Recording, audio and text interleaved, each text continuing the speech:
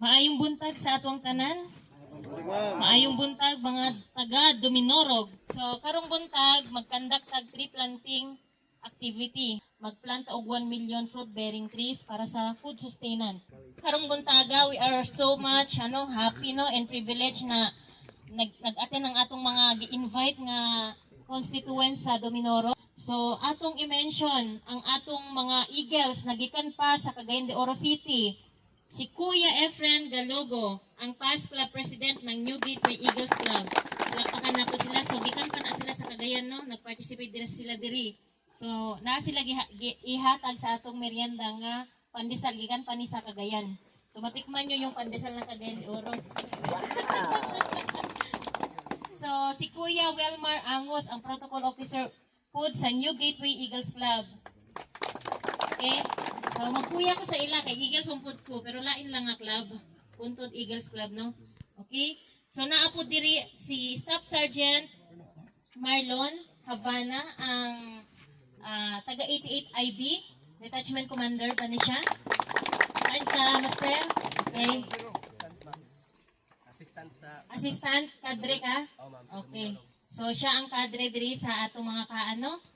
So, naapod diri si Technical Sergeant Baltasar Ari Jr., ang detachment commander sa 2nd SF Company.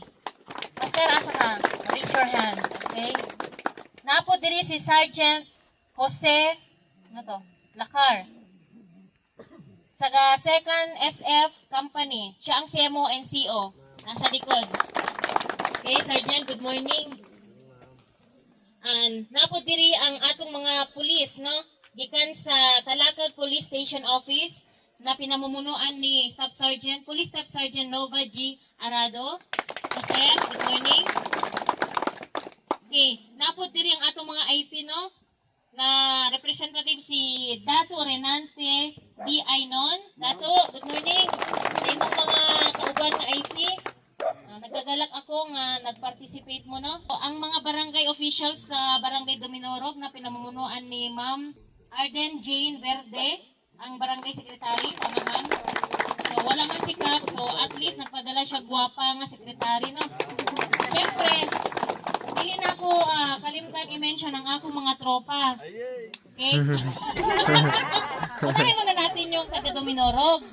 So, yung headquarters ng 4th Installation Management Battalion, Installation Management Command, Philippine Army, ang among OIC officer in charge na si Lieutenant Colonel Dan M. Bakal.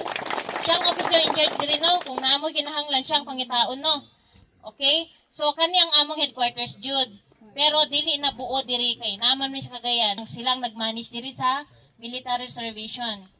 Kaning atong kinatungtungan is part of the Kibaritan Military Reservation. So usa ba na siya?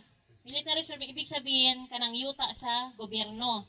And then napod tay platoon leader diri ang among gwapa nga platoon leader si First Lieutenant Stenalyn Buenafe.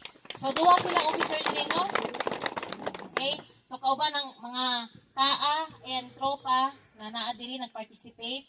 Kung makita ninyo gamay ra sila diri kay naaman ginaatiman pod nga trabaho ang lain. So kami gikan sa Cagayan de Oro City pa sa Camp Evangelista, Civil Military Operations Officer ng 4th Installation Management Battalion, Captain Soriano po.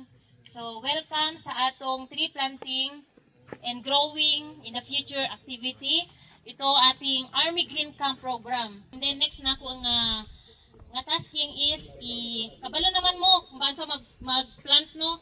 So, kana atong plant is nice cellophane, kita naman ninyo, no? So, tangtangon jud ang cellophane, tapos i-mash ang yuta niya bago ibutang sa yuta kung asa siya itanom, and then takpan ng lupa, and then i-press ang yuta para ang ugat magkapit siya sa yuta, no? Diri sa atong area karon nga ginatindugan is bayabas o rambutan ato itanom. Dito naman sa likod napod dito ang buslot sa mga durian o rambutan.